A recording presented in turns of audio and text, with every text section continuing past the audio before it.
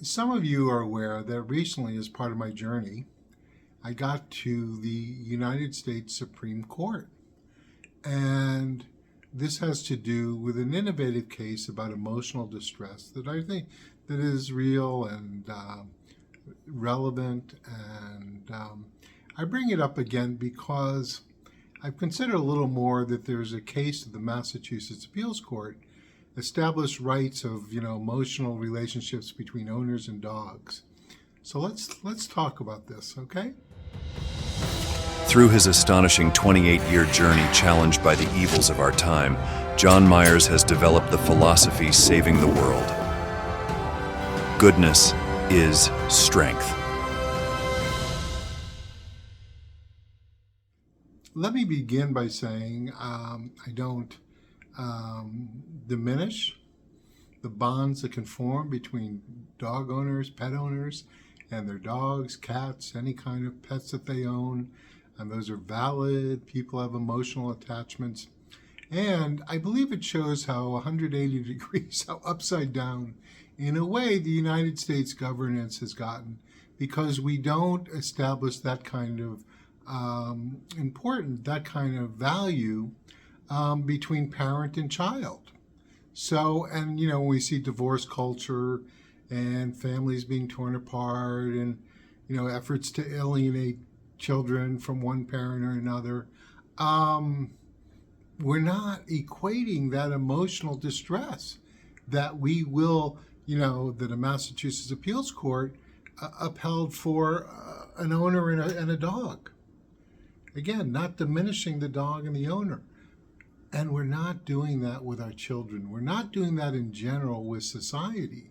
And that's what part of my advocacy about is to, emotional distress, right, is about the feelings we have. And not only feelings, but they're part of our life. They're the fabrics of our lives.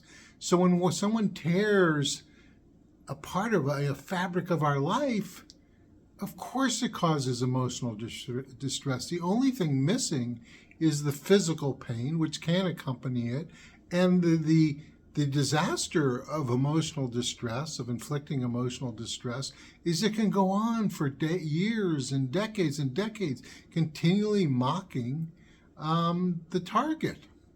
So I think we've reached a kind of ludicrous stage, by being, there are good intentions with being sensitive to this group, every group around.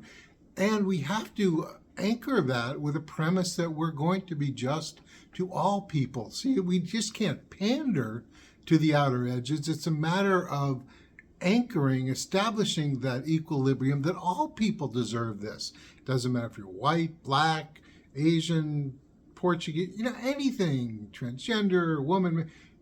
If we begin with the premise that all people, okay, have feelings, can be caused irreparable harm, suffer emotional distress by circumstances, because that's who we are. We don't allow mocking, we don't allow discrimination, we don't allow abuse of people. And this is an area that I'm bringing forth, and this is, to enlighten. That society has to be enlightened.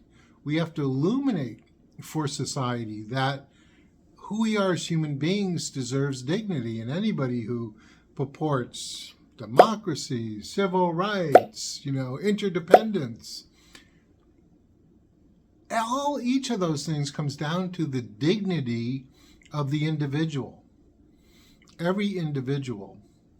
We begin from the premise that each individual is worth dignity.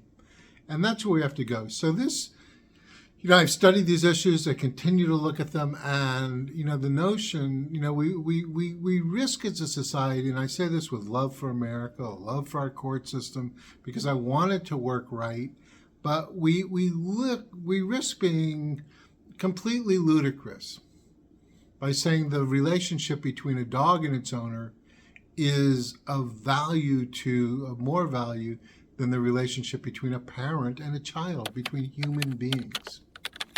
Take a look at our website. Thanks.